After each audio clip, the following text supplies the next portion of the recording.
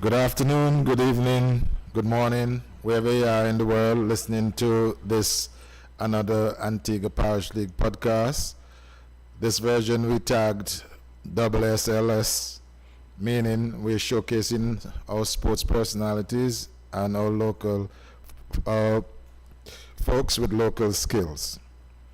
Before we introduce my guest this evening, we want to recognize our corporate platinum sponsors, and they are as follows. Antigua Commercial Bank, simply smarter banking. Antigua Commercial Bank has been partnering with Antigua Parish League for over 4 decades. So for all your banking and financial needs, make ACB your choice, visit them today. Seco Pharmacy, for all your medical and pharmaceutical needs, it's Seco Pharmacy, your one-stop vitality store to keep the body in a healthy and vibrant state. They are located on the corner of High and Temple Street. And last but not least, Plumbing Electrical, PL, with a wide assortment of plumbing and electrical fittings. Whether your needs are retail or wholesale, Plumbing Electrical has the quantity and quality to meet your expectations. Plumbing Electrical Limited, they are bordering on the Potters and Herberts community. Please patronize our corporate sponsors today. Well, I want to introduce one of Antigua's personalities who have represented Antigua well over the years, in the person of Ian Cordova Papoy Simon. Ian, welcome to this Parish League podcast. If you can introduce yourself to the public, tell them who Ian is and give a little background. All right, that's a good thing. Good afternoon and good morning and good evening, wherever you are across the globe. I am Ian Cordova Simon, better known as Papa, as most people call me. Some may know me as the veteran, some may call me Eruption Papa, because I've been doing so many damaging in the positive way since being in sports. So, I'm just being me. And Papa, we're gonna jump right in. When did you realize that athletics was the pathway that you wanted to take at a young age? Wow. Yes, I realized that when I started competing and seeing myself beating my peers, and even those who are basically older than me, and some that are younger, and some that has been training for years. Did it start in schools? Yes, it did start. I started in Tinker School with my PE teacher, Jaisa Daniel, famous for netball. But she was the person who saw my talent, and she harnessed my talent, take me into the Xerox 10K back in the days, the national half marathon from Old Road coming to town. I remember that first half marathon I ever ran in my life. So you started this athletic journey from school days. Yes, definitely. And you went on to represent Antigua on many occasions. Can't even count. So take us through the journey. I mean, when did you start? Okay, I started my athletic journey in 1983. I first entered the Xerox 10K. I took part in a school cross country at Silver Valley Golf Course. I remember that. And then my third event was the half marathon, the National Independence Half Marathon. Back in the days when we used to run from Old Road to a recreation ground. And after that half marathon, I decided to take up the mantle of saying, I'm going to go into the 2-mile fun one. I must win the prize.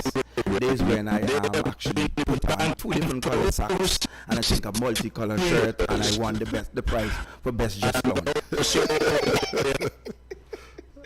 So all that I basically look at athletic as being having fun, you know, having fun while winning and enjoying myself. That's a good way to put it. That's a good way to represent yourself. So, the first time you represented Antigua, where was that? I represented Antigua first time in 1985 in the Cayman Island. That was the Central American and Caribbean Cross Country Championship. I was the youngest male on the national team. Those days were when we had the best set of distance runners in the Caribbean, where, you know, the first champion of the OECS was an Antiguan in the half marathon. I wasn't aware of that. We had Kip Brown and Glenn Lewis basically tie, and they had a little controversy. They didn't know which one to give first. Okay. But both of them came first and second, the first OECS event they have in terms of half marathon. And I was privileged to be a part of that team with Glenn Lewis, Fitzroy, Kip Brown, Tyrone Thibault, and men's, let me call it a reverend, past men's, Clement Joseph. Yes. Well, these were all long distance runners. Yes. Okay. Great. But I was the youngest among the pack, representing Antigua on that team, and I'm proud. When you took part in that meet, what was your placement? I don't even remember. That was so long. Let me see. I placed. I don't remember the place, but what I can remember that I had to slow down to wait for Clement Joseph, because it was a team event. Each country has 5 or 6 athletes, and based upon your number of arrival in terms of placement, that's how you gain position of terms of country winning points. Okay. So if you come first, that's 1 point for Antigua. If you came fourth, that's 4 points for Antigua. That would add to the first point to become like 5 points. So I remember I was slowing down. We had Curacao to beat for 3rd place, and I had to slow down a little to wait for my partner. Both of us came in together. That's when we edged out Curacao by 1 point to bring Antigua into 3rd place in the Central American and Cross Country Championship team event. Great. I remember that. So following that event, what was the next challenge that you encountered? My next challenge was Carifta Games. After that, I went to the Carifta Games in 1986 in Guadeloupe. Unfortunately, it was my last year. I'm not so much a lover of a track, but I love to coach track and field events. In terms of running, I wasn't the favorite on the track, but I can do a good event. I can represent Antigua well. I've done that. And I went to the Carifta Games. I wasn't the first place, second or third. I think I came about 7. Yes. What I can recall. Out of a field of how many? I don't know how much. Okay. But what I can tell you, most of the faces that was in the race with me, after Carifta, I get to beat them back. Okay. So you got your revenge sometime. Yeah, I got my revenge. I think going into Carifta, and I think that is something that we need to educate our youths about. Where was that Carifta again? It was in Guadeloupe. In Guadeloupe. Guadeloupe, just across the water. Okay. We need to educate our athletes about Carifta early. You know, our national team is saying that we're looking for the medal times, that we look at we set our standards so high that whenever you go to Carifta, you must be in position to medal. Just as you think that you're in position to medal, other countries are feeling the same way too. Yeah. And the standard in other countries is lower than us. So we have situations that we send limited amount of athletes to Carifta Games. And after Carifta, if they're not somebody like me who is self-motivated and like what I'm doing, I love what I'm doing, they will just drop out and we won't have no representation of you after Carifta Games. Actually, I was going to ask you about that. How do you keep the young folks who you guys coach grounded in terms of making sure that we always have a cadre of young people who will represent Antigua when you guys leave the stage? That is a very good question. I don't know what other clubs are doing, because I'm the coach for Hurricane Power Athletic Club, and I'm also involved in triathlon. So I put my best foot forward to enhance the youths, to make certain that they have something to do. If we're not training, we find hiking to do, or we find some sort of fun event to do. I'm one of the athletes, I'm one of the coaches, that will just take up a ball and go to the beach and say, let me let me just swim today and we throw about the ball and enjoy ourselves. We're not training so hard today. But what about what has been the response from the students? The response has been good. Yeah. To be honest, I can tell you that I have even some of my athletes in the past, their children have been coming to my club. So sometime when they come and say, who you would have say, you used to train my mom, you used to train my daddy. And I feel so proud because I keep them and say, okay, you're my grandchild. I see. Interesting. Your next event after Curved, you did a 12K marathon. My next event after Curved, where did I go? Okay, after Curved, I came back to Antigua, been doing numerous 10Ks. That was 1987. 5Ks, 97. What did I do? 97. Oh, 87, sorry. 87. 1987. 87, yeah, was the cross country in Antigua. The NACAC cross country. Cross country. Yeah, it held at Cedar Valley Golf Course in Antigua. I took part. Those days we had most of our top athletes in the college, university, I should say. Dale Jones came back. Jocelyn came back. Laverne Bryan came back. All to be on the team, and I was the top Antiguan to finish among the pack. Wonderful. Of all the Caribbean athletes, including Puerto Rico, Mexico, Jamaica, you name it, Guadeloupe. Yeah, Guadeloupe had some tough runners. All the countries who in the NACAC territory were there, represented, where one or two or even a team, because cross country is a team event. It's what I can tell you about the cross country now, because of the dropping off of the amount of athletes, distance runner, the Caribbean is producing now. We basically now link up with the North Americans, so it's no more NACAC, it's no more CAC cross country, it's the NACAC cross country now. So North American and Canada and all those places has been joined force with us because of their tendency of our athletes come back to the same Caribbean Games. So you're saying that because we don't have that representation in terms of the number of folks participating in cross country, you have to now merge with the North with an American outside organization. Yes. As a matter of fact, when just before the COVID, they had the cross country. It was supposed to be in Victoria, Canada. That's when the COVID strike and the banned flights going into all these different places. We were fielding a team of 2 athletes. I can remember that. I was supposed to be the coach at the time. We had a team. We had a 2-member team of colleague St. John. He's now in the university in Oklahoma. And we have Kama Thomas. And not Kama Thomas. We had Elliot Mason, who resides in Miami. Okay. To represent us. Why I mentioned Kama Thomas, he's basically the top distance runner we have around here now. And Right he's at this moment. Yes, and he's from Hurricane Power. Maybe that's why he's always in my mind. Where is he presently? He's in Antigua. He's leaving this week to go to Oklahoma for the Oklahoma Marathon. Oh, great. Yeah, so we have people going out there still represented. So what sort of linkage you guys have with the National Athletic Association? Our club is a member of the National Athletic Association. Our club is a member of the Antigua and Barbuda Athletic Association, I should say. We are financial member, and we also have members of our club basically being a part of the whole setup. Okay. So you do get support from the National Athletic Association from time to time? It depends on what support you're talking about. We do get support in terms of the National Association and putting on an event, but not financial support. Unless you represent Antigua, then the association will say they will pay for your ticket and your accommodation and things like that. But like the association giving the club a stipend, not happening. Not happening. No.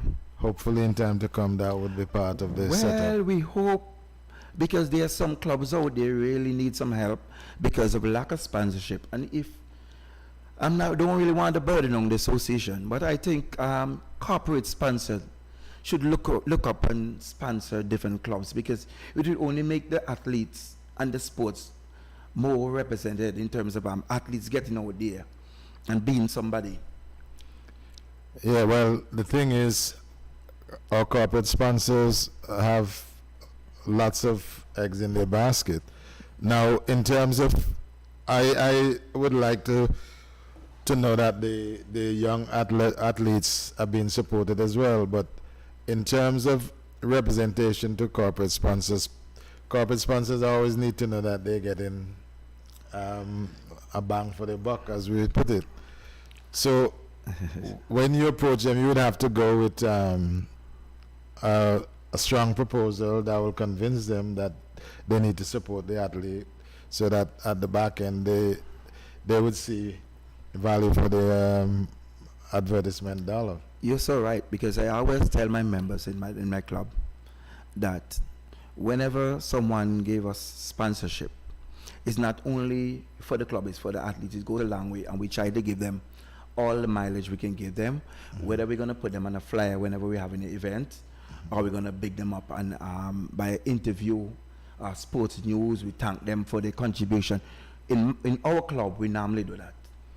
I don't know for the other club, I cannot speak for the other clubs, but we normally big up all of our sponsors. School of Smooth is one of the big person that's been contributing to our club, and we thank Amir, because we can call an Amir basically at any time. How many clubs do you have on the island in terms of athletic clubs? Do you have any idea? I think we have about 6 or 7 clubs, something like that. Yeah, I don't think it's more than 8. We have about 6 or 7 clubs. Yeah, and you think you have 1 or 2 that is not so active. You see, because of the COVID basically kind of slowed down a lot of things. I know there was a lull for that two and a half year period with COVID. But since that, what has been the situation in terms of how you guys are progressing forward? Well, now that the country has basically opened up a little more, the athletes are now coming out. Personally, what we did in Hurricane Power, during the COVID, we were doing some hiking. We go have some beach. Sometimes some of the hikes we ended up in beaches where we actually enjoy ourselves. We have fun times, and we don't force people to come out on COVID. We look at the situation. We say we only need the few that are most serious and the most dedicated ones are who we invite to come out, and we tell them, okay, it's okay if you want to work with somebody, but it's not going to be an everyday thing, because we don't want no outbreak. And they say because of the club have this large number of athletes, it's an outbreak. So we basically started to come back together. Now we did take part. I think about 15 of us take part in the Running Paradise event back in December last year. Yes, we did take part. So we are out there. We're not at our best at the moment, because after that, we had another lockdown again, close up, and I had to tell them, well, okay, who want to come. So in most cases, the serious ones come. So do you guys have organized meets, local meets, where you test the athletes and see their progress from time to time? Yes, what I can say, the Athletic Association, just before the Carifta Games, they've been doing a few development meets, and also our club has been doing some in-house Sunday runs. So we do have our stuff that we do within our club. I mean, the Athletic Association also have their stuff that they do at Yasco, leading up to Carifta. I don't know what is going to happen now. Now Carifta is over.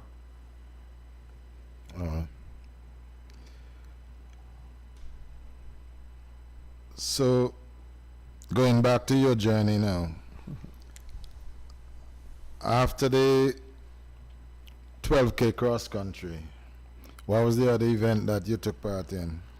I ventured into a lot of 10Ks. I can tell you that at one time we had this 10K called the Gillette 10K, where each OECS territory held a leg, and they selected the first male and the first female to go off to another OECS territory. We used to do it like 1 year Leeward Island, 1 year Windward Island.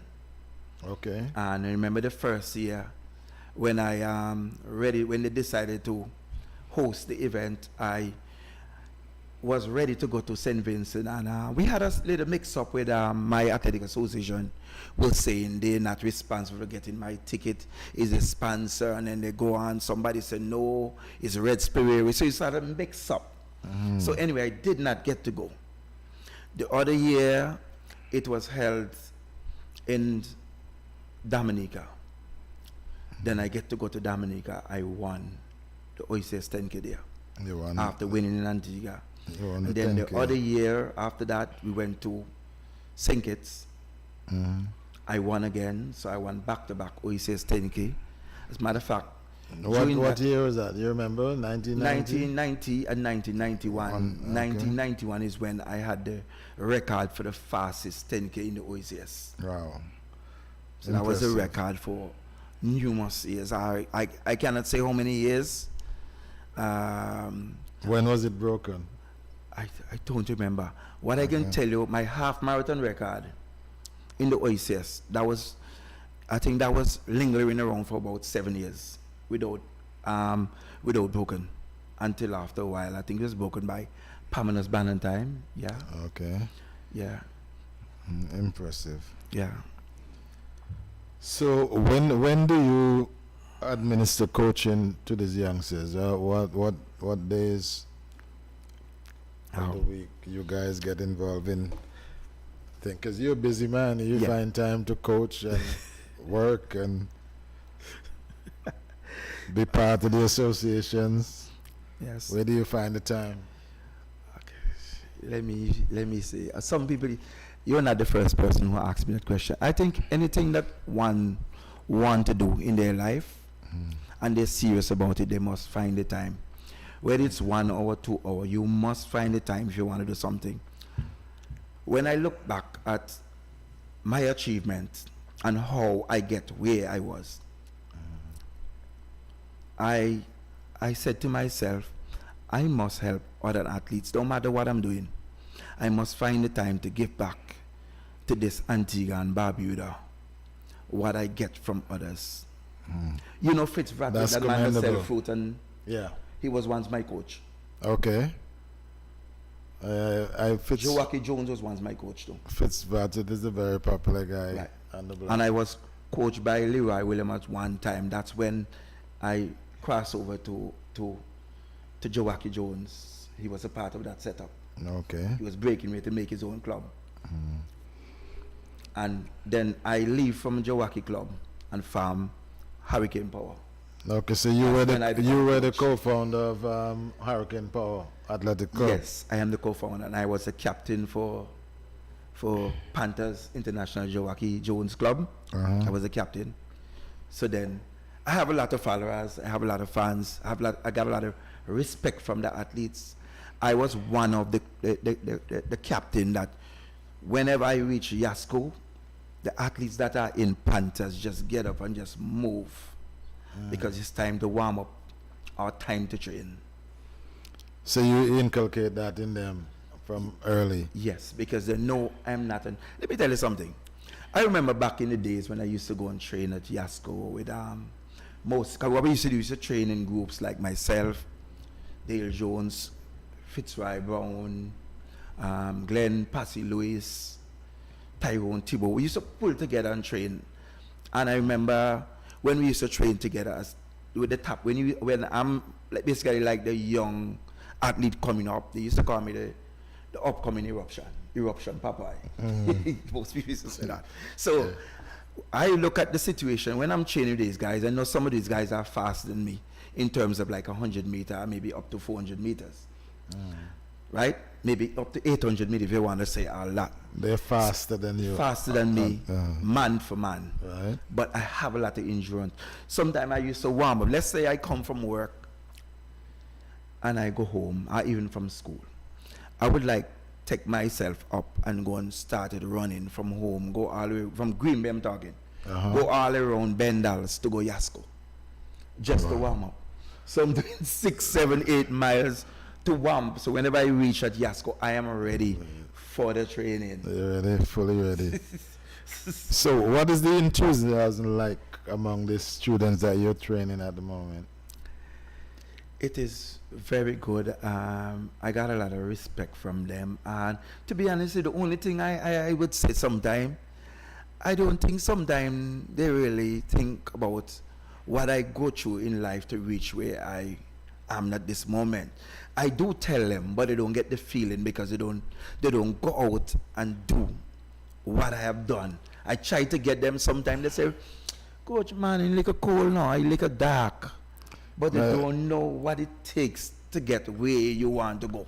Anything that you want to do, anything that you're doing that you want to end up at the top, there must be sacrifices made, and the students need to understand that you will not achieve at the highest level if you don't make sacrifices. That's just a given. I have two frightening moments. One morning I was going through Bendals, and whenever I'm about to approach Greencastle where the Mason product is, I basically step on a joystick, a piece of branch that drop off of a tree.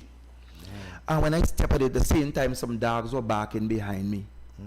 And the stick dig me on my leg, and I thought I was bitten by the dog. By the dog. And it's only when I reached Golden Grove I checked my leg to see what was going on. Wow. It was just a stick just pop up and dig me. I was running so much that it didn't even bother me if the dog bite me. I wanted to go back home so I could go to work. The adrenaline was flowing. Yes. And then another time I was going up Alsins Road. When I reached just about approach the Martin, John I. Martin residence there, there's a donkey was in the bush and all of him. And trust me, I don't know whether it's a ghost, a zombie, I don't even know how to say this. But I find myself all the way up my legs, then I realize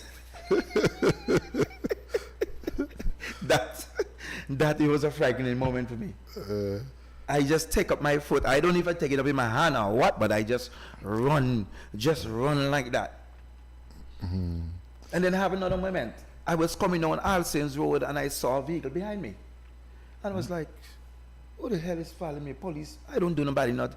When I reach at the roundabout, there's a guy behind me, come out the car and do me like that. Shake my hand. I said, what happened? He said, boss, you are a number plate. You're so much on the road. I was running so fast. I don't know where I get it from, but it was just happening. But again, in terms, whenever you're coaching the students that you're dealing with, I don't know how much you hammered at home, but achievements are very limited if you're not willing to make sacrifices. And they need to understand that fully. Yep. Yeah. So your next event following that 10K was where? 10K. I've done so many different events. Let me touch a little more. Yes, I did.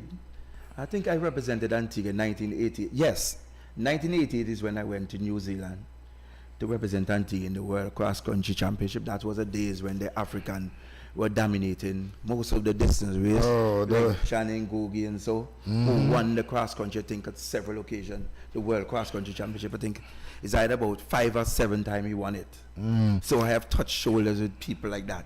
What was that experience like, though, in New Zealand? It was a frightening experience. I'm going to tell you why. It's the first time I've ever entered into an event where that we have hurdles like chashes and you have big logs, and to each one of these stuff has a mic in it. So if you fall down on any one of these obstacles and you make a sound, everybody in the stand will hear you. Wow. That was a frightening moment for me. So I carefully... So you say all along the course, all along the obstacles. When there's an obstacle, yes, they have big logs. They have some of them make up with some grass like hay. And it's like a circuit, basically something like it's like a show jump, show jump track like. Right. So everybody will sit down in the stand and see whenever you're running, where you're running, going over hill. Something like a golf course, but at the same time, it looked to me like it's a place where they normally have show jumping event and stuff like that. So that was a challenge race. When I say challenge race, because of the hurdles and so on. Well, let me tell you what. in New Zealand, I believe I run my fastest race before the actual World Cross Country Championship. I was training the day in a park called One Tree Hill. Is only one tree in that park. I don't know what they call it that. But suddenly, when I was running in the park, because it was me, myself, and one other person went to represent Antigua. It was Fitzroy Brown, both of us, 1988. Yes, I can't forget. And I decided, look, I ain't coming here to come no last and a second to last, because these are all world beaters out here. Everybody from across the globe, from the Caribbean and across the globe. You call it Europe, the way down under New Zealand, Australia, England, all over.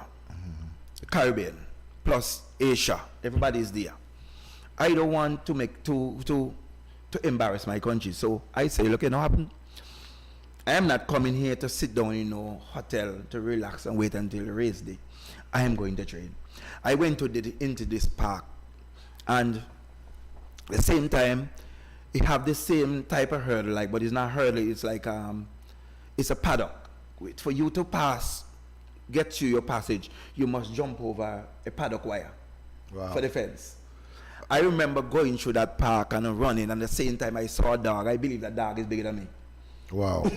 I started run from that dog. When I look back, I see that dog have some things coming from his mouth, like frat and slime, and so I said, Dad, so this coming here to dead. So this was on a private dwelling? No, it's a park. It's a park it's a park, it's a community park where people will go and exercise. But apparently, because it was so early in the morning, someone took the dog with them. And okay, somebody was there with running. In fact, it wasn't unleashed. Right. In fact, when I finished that event, the same time I was going towards the finish line to finish my journey to go out the park, the gate, there was another guy, a white man. He was like running. He's like, he running from me. I wonder why is he running from me? But I'm running from the dog, and he's running from me. So I'm running over to catch him. Anyway, when I decided to stand up, it's the same time he stand up too, and he say, hello, where you from? I say, why you ask that? He say, you make me run my fastest time. I say, well, okay, maybe it's the same thing for me too. Because I just put in some speed because I saw a dog behind there. I don't know who is the owner for the dog, but I didn't want the dog to bite me. So I decided to run, and the guy said, let me tell you something. Tell me where you're from. You from Africa? I said, no, I'm from Antigua. He said, Montego Bay? I said, no. Yeah, Montego Bay is not Antigua. I said, Montego Bay is Jamaica. I'm from St. John's, Antigua. And he shake my hand. He said, my name is such and such. I don't remember his name, but he say, you make me run my fastest time. Then when I realized, so you both tested each other then? Yes. So I'm wondering if I put out most of my... Anyway, I went into the race. I did well. I finished. The course was a tough course, but I enjoyed myself. I was up there. I think I came out. I think just about 100 and something I came. Some 100 and something, about 100 and what? Can't remember exactly. That's so long ago. But I know I can recall an Englishman shaking another Englishman and say, come 50. Okay. And he was the top guy from Great Britain. Okay. So I said, well, if you come 15, you enjoy yourself. Who is me? Nobody even know where Antigua is. It's always nice to have fun when you're competing. But so where were the other athletes when you were out there training that early? The other Antiguan teammates? He was in his room. Or it was just you and another person? Yes, me and one person. And two coaches. That two coaches, one manager and a coach. The Sir Rodney Williams was the manager. Okay. Yeah, Present Governor General. And the coach was Calvin Greenaway, late Calvin Greenaway. Okay. Yes, we all went together, yeah. So, the people that I'm accustomed to, so they all know me, and we all have fun, we enjoy ourselves, yeah. But going back to the Carifta situation, what is that experience like? Because, in Carifta you have folks from right across the Caribbean competing against each other. You would have had your own Antiguan teammate to contend with, I would imagine, when you're Well, competing. yes, but when I went to Carifta that year, I was the only person in the 5,000 from Antigua. I did the 5,000 meter, which is 3.2 miles. 3.1 miles, sorry. 3.1 mile. And I enjoyed myself in the race. What I did, I jumped out and started leading the race. It was like a freaking scary moment for me because during my time, younger time training, nobody gave me the experience about Carifta. Keep saying you cannot go to Carifta.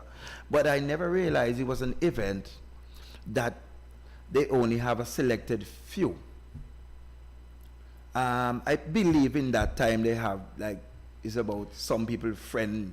When you say selected few, I mean, that's based on certain time trial, or how? Yes, it's the same thing. Just like now, the standard is high. It was the same thing back then. Antigua have basically one of the highest standard. It's about, we're not taking athlete unless we show they got medal. But what about if we take in athlete, yes, to perform that next curve that they go back, they had the first year experience, they can perform better in the second year. That too is a pattern that should be undertaken. We are not doing that. And I think days where we fail because we can have an athlete run their best this year, but they didn't make it to Carifta because they didn't run 2 seconds or 3 seconds faster or 1 second faster. We're not taking them, or we're looking at we don't have enough money to take them. The event is too far and different things like that. And then next year, when next year Carifta come, that athlete say, oh, with me so just a little bit after time, and they didn't send me. What am I doing next year? I'm not interested. But And you it's see not that happening. that definitely would discourage the athletes. Exactly. If you don't have an atmosphere where they can be encouraged, and even in failure, because sometimes in failure you learn so much, and that could propel you for the next time you enter an event to be a much improved athlete. So perhaps the association need to take a closer look at that situation. I am saying this from experience. I've seen athletes, not nobody tell me. I'm not hearing it from no one. What I you can have also experienced. recall that one coach looked at me and said, a particular year they should have sent one of my athletes, a female athlete, and another athlete. And he go way back to now. I have another athlete that plays for Harper's. He also plays for the national team football, Omari Daniel. Well, He was just a few seconds off of making the Carifta team, and they chose a guy in front of him. And the guy goes to Carifta and never finished the race. now when you say choose a guy in front of him, aren't there some sort of competition or time trial standards that you must pass? Yes, they did So- have time trials, yes, but he could have done another event that the guy could not have done. But because of who coached the guy, you see, That's I'm here, right? that's unfortunate. You're I saying am- that the politics get in the way. I am a people's person. I am not one of the guys who will go up and kiss someone's foot because I want to go at the top. I earn my top spot by performing for it. And that's what it should be. Exactly. And I look at things down the future. I don't look at what in front of my face. I look at the future. If I'm preparing my athletes, I'm saying we're having a race next year. I'm preparing you for next year. So don't think about this year. Whatever time you run this year, don't worry. Once you don't have any injury, I don't stop training, you will make it for next year. So make up your mind. Don't worry about who beating you this year. I always put that in them. And listen to me. And the next thing I tell them, as you said, that if I instill certain things in them, I like to let them know. Let me tell you something. Back in my time of training, from the time I started representing Antigua, I do not train to beat Antiguan. I train to beat people who are not representing Antigua. I hear you. So I train for the outside competition. It don't make any. You can ask any one of my coaches. I am not one of the guys who go out and say I'm brag. and say I beat this and beat that in Antigua. I don't do it. Interestingly, you should raise something like that. The thing about it, in competition, most likely you would end up facing your own peers. Most naturally. Let me tell you something. I have situation that times gone by when I'm running so good that coaches or selectors ask me, who is running second to you? We have a race down the road there. We have a race across the island. Who is running second to you that can go? We don't have any trials with me. So I have my time. I do have my time, even though little politics play in certain things. Look, I didn't go to Olympics because of politics. Never been to Olympic. I've been to Commonwealth Games. That's where I run my best marathon. Have you ever been to World Championship? Only World Cross Country Championship. World Cross Country. Never been to World Championship and never been to Olympic Games. When I wanted to go Olympic Games, they look at me and tell me all my trial race finished since January. I only run one marathon. I took part in the New York State Marathon. I came fourth, and it was snowing. I didn't run my best time because my better time ran in the Commonwealth Games. And it's still a national record up now from 1994 Commonwealth Games. No. Still a national record. So why couldn't I go to Olympic? That's very impressive. So you're telling me that again, politics step in where they chose someone you see, let me tell ahead you, of you. and we have a thing in Antigua. I don't care who vexed when I finish talking. We like to look at a relay team because we want to send a bunch of officials. So it's much easier for them to select a relay team for us to look big, but leave home the distance runners in Antigua. It has been happening for years. That's unfortunate because it should be based on performance only. But I guess from time to time you'll have those sort of things creeping in. Well, I am one of the person who would like to be a part of that change. I was vying for third vice president of the Athletic Association because after I had been a member, I was a member since I'm athletes representative way back down the line, and then I keep getting elected as a member, ordinary member, executive member, I should say, sorry. And I'm trying to be in that position because I want to have more say. I want to make more meaningful contribution in terms of being a vice president. Unfortunately, I wasn't elected. It didn't bother me. But what is the state of athletics? How would you categorize the state of athletics in Antigua at the moment? Oh, wow. What I can say, we have athletes. Because I am not a member of the executive now, I don't know what is the state of affairs inside there. But I know that we need to have more events, local events, in order to get our athletes ready for regional and international events. And we also need to have international events in Antigua too, because we can't always want to go to people's home and no one can come to our home. But having said that, are we in a position to host such events? Do we have the facility? We have the facility in terms of the track, but we don't have seating capacity. That has been lacking in Yasco, but I'm sure somebody can hook up something somewhere. We have cricket in Antigua, and I just see some stand just come and erect. That can happen in Antigua. And we can host the game, we can host so many things. Well, the association, if the association is interested in doing that, they should be spearheading the effort to I would like to get stands in Yasco or wherever the event is going to be. I believe the government and the Olympic Association maybe need to step in that area there. Some time ago they said they were going to have some stands erected. I don't know how soon that is going to be. I am not a part of that setup. I'm not a part of Olympic. I'm not a part of the government setup, and I'm not a part of sports department. And I'm also not a part of the Athletic Association in terms of the executive, but I am a financial member. But you had a young guy who just beat the favorite Jamaican in the character game. Are you familiar with him at all? Is he here or is he in college overseas? No, he's here. I think he's a student of the Princess Margaret School. Princess Margaret School. If I'm wrong, just quote me for that. But I want to believe so. He's a student of Princess Margaret. He's not a member of my club. He's a member, I think, it's PSC, Head of Samuel coaches him and stuff like that. Okay. Yeah. I'm very proud of him. No, we all are. Very proud of him. We all are. I also have an athlete who, on my triathlon team that I took to Jamaica, 2019, he won a gold in Barbados in the swimming. Really? Yes. Oh, that's impressive. Yeah.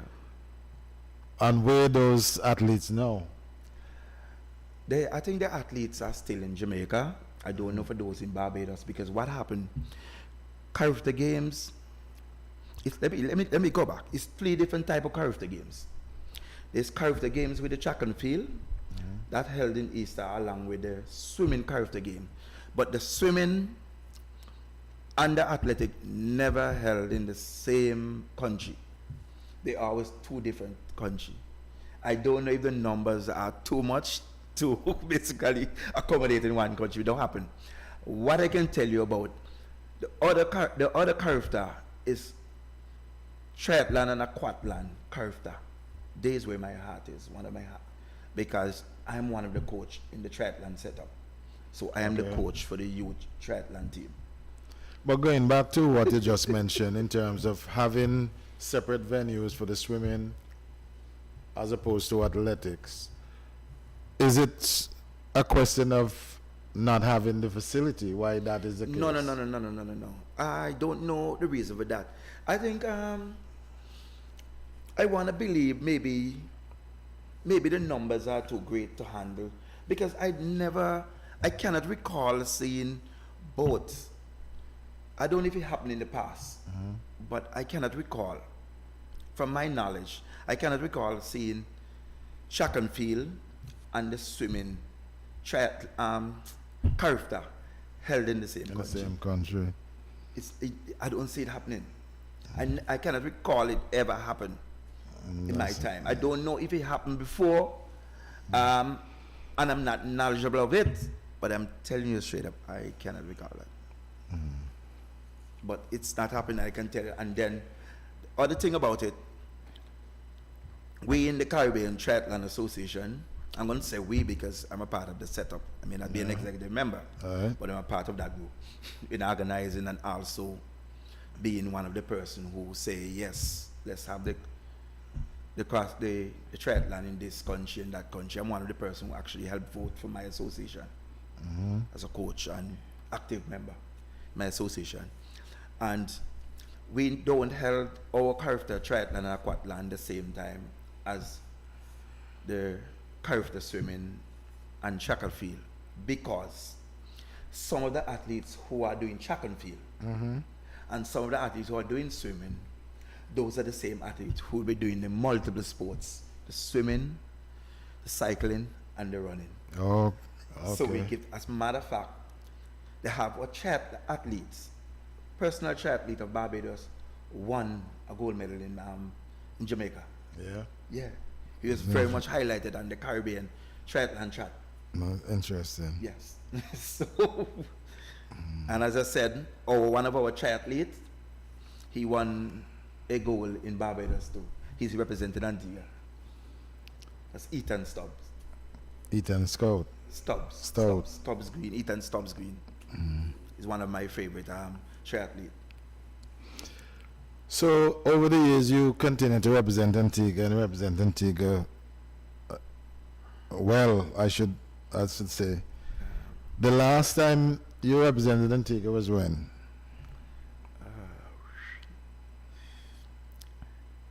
Let me be frank. The last time I really represented Antigua, is not on a national holistic standpoint. It's not a selected group from the National Association. I was basically weighty like this. We went to Nevis. When you say weighty, you mean you're out of shape? Yeah, I was out of shape, and we went to Nevis. I'm going to back up a little. Sure. The other day, I saw a post with Kevin Francis, and I said to myself, it's long time Kevin Francis love boat. because we went to Nevis on a small fishing boat. Uh-huh. To do that relay was 12 of us. Okay. And she was a part of the team. It's a 10-person team. You must have 2 female on the team. Okay. And Kevin France was one of the female, along with this lady named, what's her name? I don't see her for a long time. Oh, Margarita Fernandez. Okay. She was on the team as one of the female, and the rest of us were males. And we did this round the island really. We always wanted to go back. But we decided to get a small boat, go down to Nevis. We stay in the dome overnight. We took part in the event, and then we come back to Antigua the next day. Show a couple of bays on the boat, and we enjoy ourselves coming up. So what was your placement in that event? We came second. We didn't Second? want, yeah. I was the last person, the last leg person. That's not bad. No, what the problem with us there, we put a female, we put the same female at a point where she could manage the hill. The last hill going up Ginger Lane or something like that. Ginger Hill. Ginger Hill, well, Ginger Lane or something like that. Whatever, Ginger Hill or whatever it is. That village there. And it was too tough for her. Because we didn't know the course properly. We should have put a man there, we put the female there, and it was tough. You see, the female was supposed to come to me, and I take the downhill and I take it home. Okay. I was the last person to finish because they say, look, hey, you must be the person. That's the respect I get from them. They say, you're the captain, you must finish the race. I wasn't in the best of shape, but I ran a good. As a matter of fact, I gained so much on the guy that I think if the guy had the next mile to go, we would have won the race. Okay. I did so good. So you were basically handicapped because the female athletes Yes. struggled Yes, we were up basically that handicapped. terrain. That was my last time out in representing Antigua in terms of on a fun basic. But that was about I'm getting old. I'm getting old. Yeah, like. Yeah, that was a few years back. That is before she did the whole the Atlantic rowing business. So maybe that's where she get the urge to go on and do the Atlantic rowing. Gavin, if you listen, big up to you. Okay, sometime you were honored by the National Association or the government, should Yeah, I was put it? by the government. By the government. You're honored by the government with the Medal of Merit. What was that experience like? It was great. Actually, I should have addressed you as Papa Simon MM. I forget that designation, but That's okay. never That's mind. okay. Sometimes I don't bother with that. I just want to make certain that I can show my ID and the people know that this is Mr. Simon. So I don't worry about certain things, right? But the experience there, it was great. I wasn't nervous at all. I felt good. Especially when the Governor General, Ms. Laketak, looked at me and said to me, I like when young people accept their award when they're alive, and it's good to give people their flowers when they're young. Of course. And that moment, trust me, and you're not the first one to ask me that, because I stayed out there a couple of minutes with her. She like talking to me, holding on to me, and like we're having an interview. She like saying, look, I'm so proud of you. So proud of you. I like to see young people achieve things like that. And I felt good because, to be honest with you, in my short, I should say short, my couple of years, my couple decade of representing Antigua, my achievement don't just come so because of somebody put me up there and give me a handicap. I Came through hard work. work for it. I have run numerous miles going to work. You understand? With my flask, You train hard. with my hammer, with my tape measure on my back, running going to work and running coming back from work. So all during the time when you're doing construction, you were training? Yes, You're I doing was training as well? What I can tell you about that no one can ever say, since I'm representing Antigua and I'm working construction, they ever pay me for the day that I represent Antigua. It never happened. So other athletes represented Antigua and their boss give them a stipend, I pay them. I never receive $1 from anyone. what I don't work for, I don't get paid for. I go and represent Antigua because I love it. No, but generally, when you're representing the island, there's normally a letter from your employer to say, Cordova is going to represent Antigua from what period to what period, and consideration is normally given to the athlete in terms of remuneration from his or her employer. Well, So you're saying that never happened in your case? I said it once, I said it twice. You're not the first person I mentioned it to. I leave sometime, I leave on a Friday afternoon or maybe a Friday morning or maybe a Thursday, go represent Antigua. And the Monday morning, before the Monday morning break, news don't already have my performances under the airways. And I'm running, coming now, Mark should be black. Say, now about to go away. I'm saying, I hear the news this morning. I heard the news last night. Oh, boy. Yeah, people ask me if I'm not going again. I just leave. Sometime I leave Friday. After work, go to a race. Run Saturday morning or even Sunday morning. In the afternoon, I'm back and playing. Coming back. Wow. I have represented Antigua numerous times that as soon as my race finishes, time to go on the plane and come back to Antigua. So sometimes I'm coming home in my warmer and my running suit underneath wet. Wow. Serious. Look at this. I went to Commonwealth Games, 1994. And as soon as the race finished, there's a taxi to pick me up. Our flight booked the same day. We don't even get to see closing ceremony. That's unfortunate, though. So when we leave from... So if you medal, if you had medaled there, let's say, at that point, I don't know what would have happened. you would have had to travel home without Yes. getting the proper accolades? Yes. That's unfortunate. I don't know what happened for our flight arrangement, but they booked the flight, maybe. For instance, I think these people in Jamaica, they may not be coming back until Thursday because they cannot get no flight out maybe today or tomorrow or something like that. Yeah, I mean, I don't know, maybe it was the same thing with going to... a number of airlines have cut back on the schedule since COVID. I don't think most of them have fully recovered, have fully gone back to their full schedule as yet. So that is something that I suppose the traveling public will have to contend with for a while. But in my situation, it was a tough one. Can you imagine I finished run a marathon, 26 miles, and have to go in the hotel. You know, when I get to cool down, just about between 11 and 12 midnight, after finish running the marathon, 7 o'clock in the morning, just about after 7, I'm saying around 2:31 minute marathon start 5. That's about, the taxi come for me like about a couple of minutes to 6. As soon as the race finished, they say the taxi is here. Wow. I had to go home, I had to pack before I go to the race. Taxi picked me up after a marathon. I had to catch a little flight like something like a Gillette, like a Dash 8, from Vancouver Island, which is Victoria. Then you go to Vancouver and you take one from there. You go, I think Calgary, and then you go to Toronto. And then So you did some hopping before you actually board your flight home? Then I have to go in that hotel, stay overnight. So that's when I get to cool down between 11 and 12 midnight in the corridor of the hotel, up and down.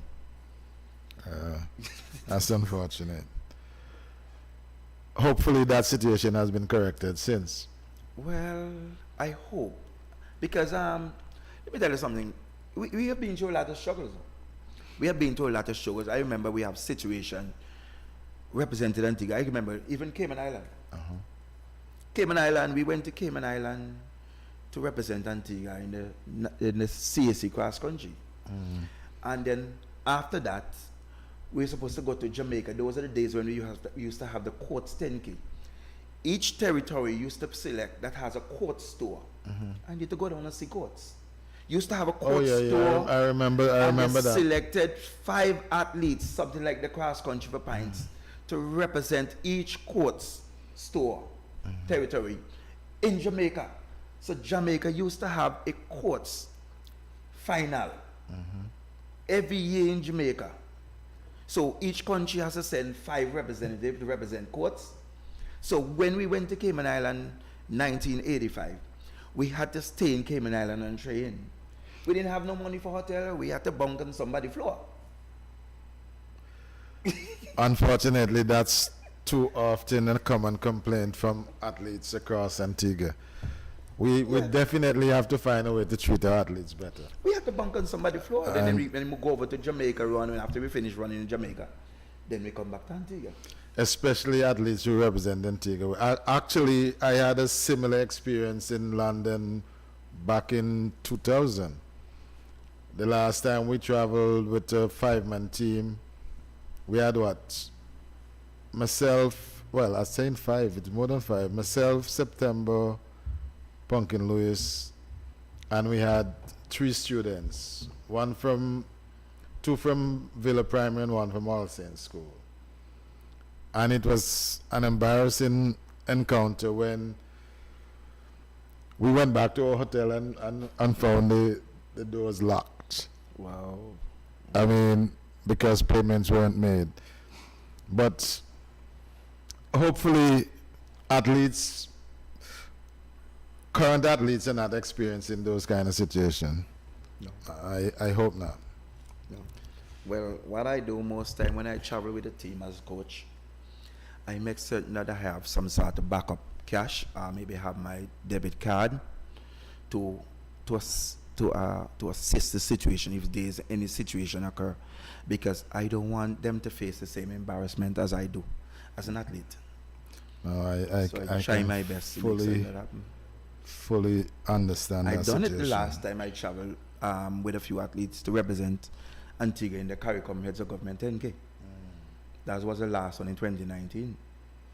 I don't know how many athletes have had the opportunity to represent Antigua and medal as the top athletes, or as the top sportsman, whatever the situation is.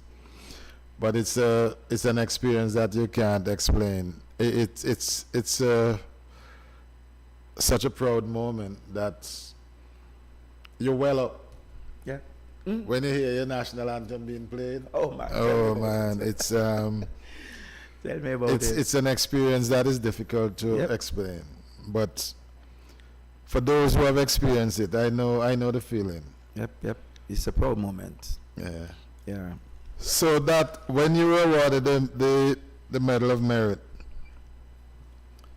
you had the support, I imagine, of your parents, your family were there, everybody cheering at you on. Just a few of my family were there. A few of my fans were there. As a matter of fact, I can recall Auntie Esther was in the crowd. I was like, Auntie Esther is a true, she's supporter. Anything. Right.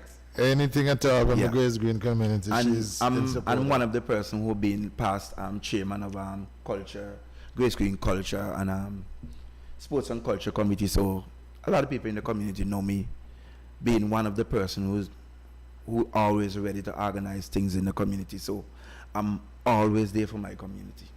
Anything you call, and once you call Papa in name and say want to do something, and I have the time, if I have to make the time, I make myself available and just do what I have to do for the love of my community.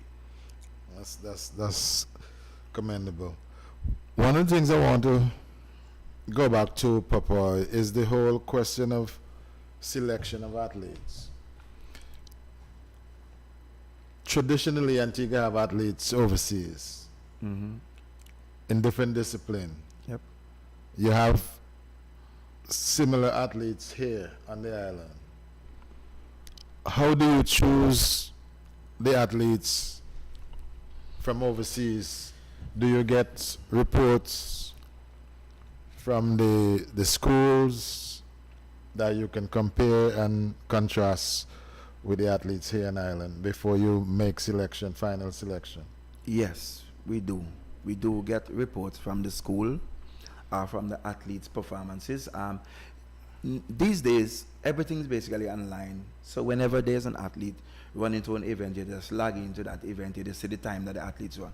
So the athlete don't even have to come and text you and say, hey, I run this time.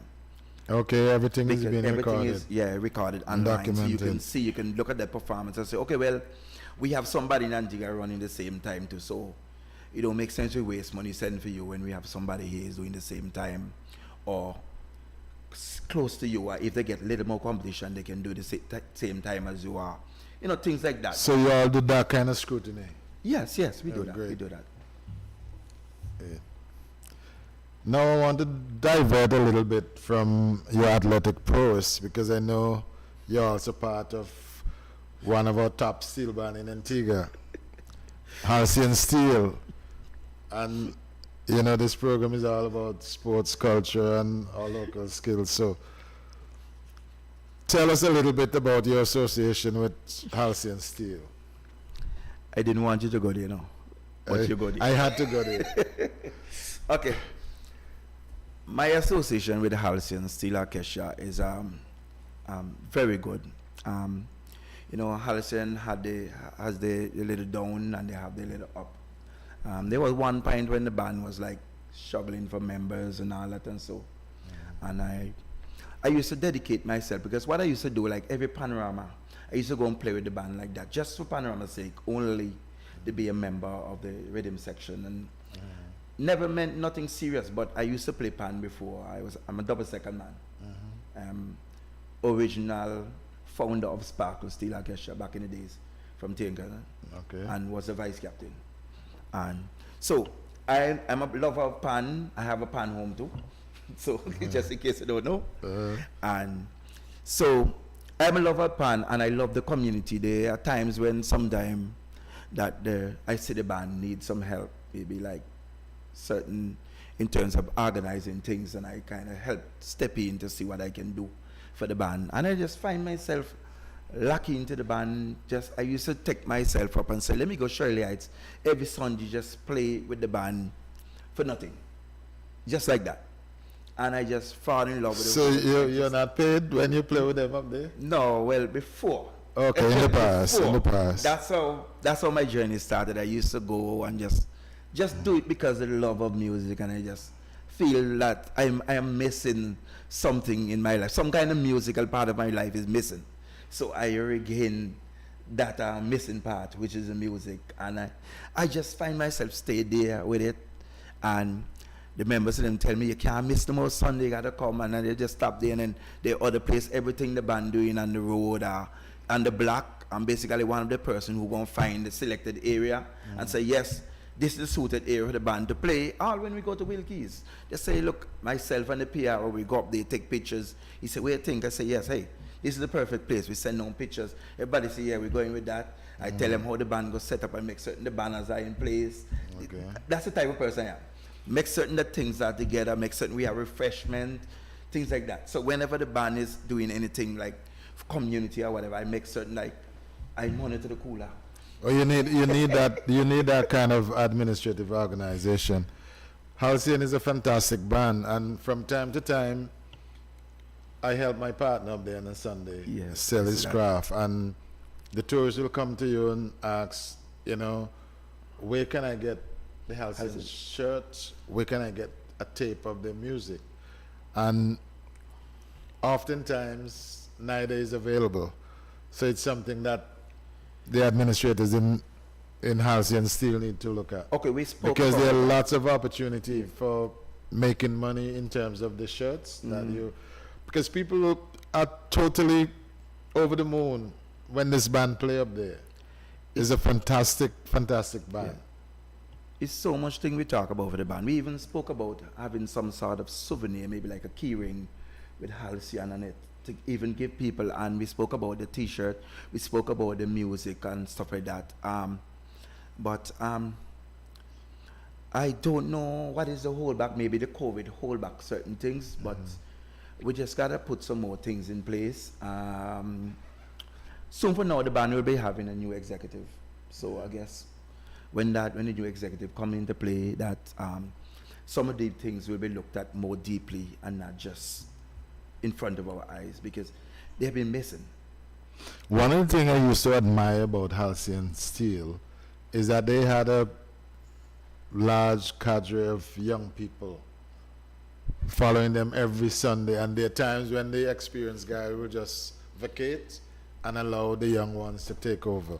Yeah. I haven't seen that in recent times since they start back playing after COVID.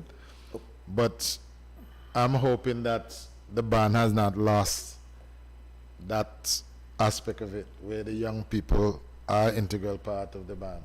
No, we're not lost in terms of that area. But what I can tell you that some of the young ones get into the now that they finished school and they started working.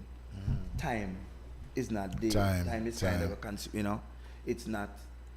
They don't have much of a time to come And then practice. on the other hand, we have a situation where we had to restrict the numbers because of the COVID. At one time, we were only taking 10 players up there. Okay, I see. So, and we're still looking at the mountain numbers because if you notice, we're not even playing the 3 hours that we're accustomed to playing. We're playing the 2 time hours now. Time has So been cut back. maybe as things open back up, we will go to the 3 hours and then the numbers, the section will start to reappear. So you have maybe 3, 4, 5 persons in certain sections and stuff like that. So that is in the making, but we're still in a COVID moment. Well, even with the reduced numbers, the band has not lost step one bit, you know.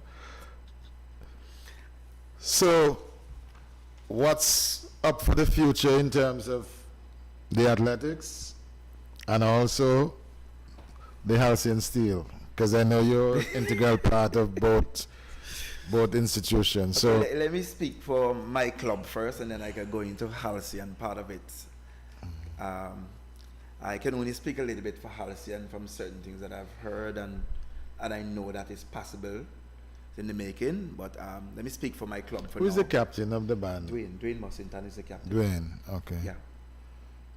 Yeah, he's the captain. So he's be the best person now, even punching Joseph, who is a PR, will be the best person. But I can speak a little of Halcyon as we go down the line. Let me speak for Hurricane Power. I can tell you that Hurricane Power Athletic Club will be putting on an event the 29th of May. We'll be doing a 10K and a 5K run walk. We used to have it some years ago that people used to call it the subway.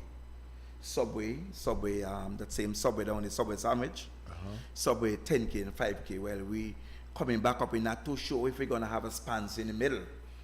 But it's still Hurricane Power event. We are doing a rebirth of that event. And somewhere down the line, we are going to reintroduce the Cordova Popeye Simon half marathon again. Okay. That has been lost for a little while because of COVID and all that. So we bringing back a lot of things in our club, and we're also looking to put on a track and field event in one of our member of the club. You know, while we are alive, we're going to choose somebody in the club. Maybe every year we maybe change the name and say this year is going to be maybe the Kamal Thomas event. The next year we call maybe the president. You say this next year we're going to be the Cliff Williams event. Cliff Williams is the president of the club. Let me say that, and things like that. And you know, it depends on what we want to do. So we're planning to do different things because I think each club, every athletic club in Antigua should put on an event that will keep some work of the athletic association. So the athletic association will be busy working with you rather than you trying to work with them that some may not have the idea that you have. But there should always be some synergy between the local association and the National Athletic Association. Otherwise, you're going to have people doing their own things and things going astray. Well, so for this upcoming event, have you guys attracted any sponsorship for it? not as yet. We haven't get any sponsors as yet. We know that there will be sponsors, and It's not finalized as yet. You're still in the work. The date is out. We haven't introduced the flyer yet. I don't think they approach any sponsors yet. I'm just the coach in the club and the founder. You call it the CEO, if you want to call it that. But I am not the person who. I'm not the PR. We have a PRO. We have an assistant PR. We have the treasurer. So treasurer, we have a secretary. We have the president. I am just the coach within the setup and the founder of the club. They will have to put the idea together, and we all will sit down and look at it. So I'm waiting on them to make the approach. Maybe if I've seen things are not moving too fast, I will put in my hand and say, hey, let me get this going, man. This is not Hurricane Power. Hurricane Power costs them to go out and get things going. how about the whole idea of pooling your resources or getting together with other clubs to put on these events? Wouldn't it be a good idea if all the clubs come together and you guys discuss putting on a specific event? That is a brilliant idea. Our club, especially with my presence in the club, I do not have a problem working with no club, working with any organization, working with anybody at all. Once it's a good idea and it can work, let's get it working. Now, the reason why I look at it, I mean, resources are scarce, as you know. And many times we have to tap into the same sponsorship pool. Yeah. And you know, funds are limited. Yep. Everybody crying. So the other way of going around it is to pool your resources among the clubs. You could put on an event with all the clubs coming together and make it a special event. Well, I'm only hoping that other club members, different from my club, are listening and they hear what you're saying, and I hope that we all can approach each other with the same idea and the same goal and say, yes, if one or two clubs cannot do it together, let's all of us do it together. Yeah, it will make sense. I really welcome that idea because it simply means it goes back again. We take some pressure off the National Association. Precisely. Because we are showing them, hey, yes, okay, you all are not doing this event, let's do this. You understand? Yep. So I welcome it. Anything that is good for athletic or good for sports in general or cultural activity, I welcome it. Great. And that's the way we need to go forward, because Antiguans have done well. Yep. For this little Twin Island state of ours. We have done remarkably well in sports Yep. of different nature across the globe, and we want to continue that sort of progress going forward. So I'm always looking for ways and means, especially involving the young people, so that we have some level of continuity. I mean, we're only here for a time, Oh, yes. and you must have continuity through the young people, so we always have to involve them. And I'm hoping that you guys will continue to do that, not only in the athletics, but also in this, from the Halcyon Steel Band perspective. Yes, well, as I said, I'm willing to work with anyone who willing to help develop youths and develop the sports and cultural activity in Antigua and Barbuda. So I am always ready. No, go ahead. Go ahead. I'm always ready and willing to work with anyone who are serious about the sports. That's me. And I can tell you that the Halcyon Steel Orchestra, we're trying our endeavor best to get the youths back in to the panyard. And you know, presently we don't have the best panyard because we are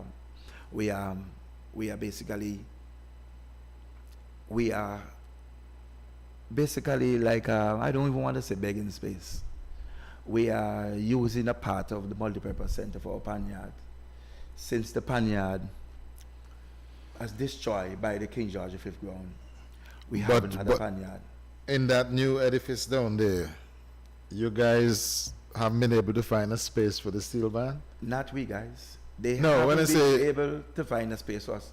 Halcyon Panyard is 2 containers and a little room at multipurpose center. Well, it's a shame because as far as I know, that King George facility was built for the community. And one would have thought that a marquee band like Halcyon would have a space in there. Well, we're looking to erect a new panyard in the near future.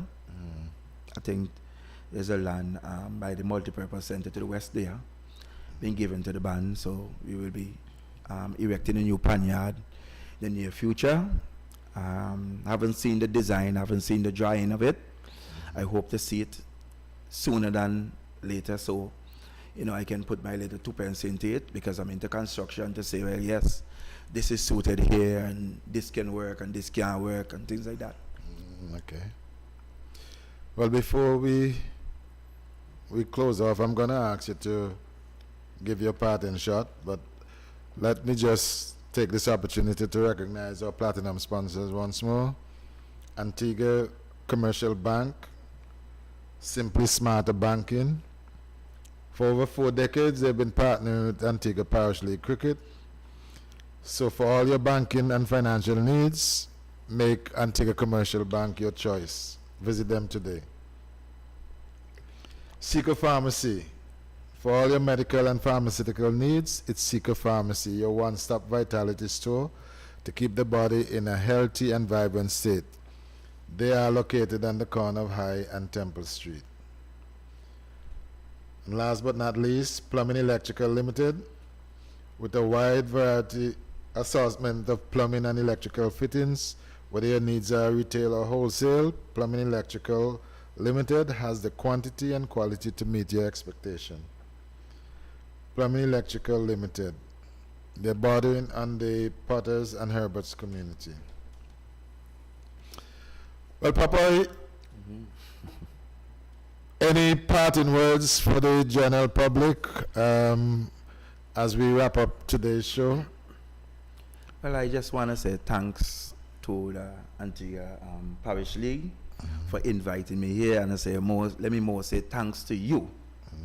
My surname sake. They say all my Sunday partner. They say all Simons are related. So. Yes. Let me also thank all the people who has been supporting me throughout the years, and for those who even don't support me, that know that I'm worthy of their support. Thank you all for everything y'all have done that is positive to me. Well, once again, Papa, thank you for accepting the invitation, and for the general public, this is where we end the show, and we thank you for listening, and we look forward to having you next edition Tuesday next week. Thank you and good night.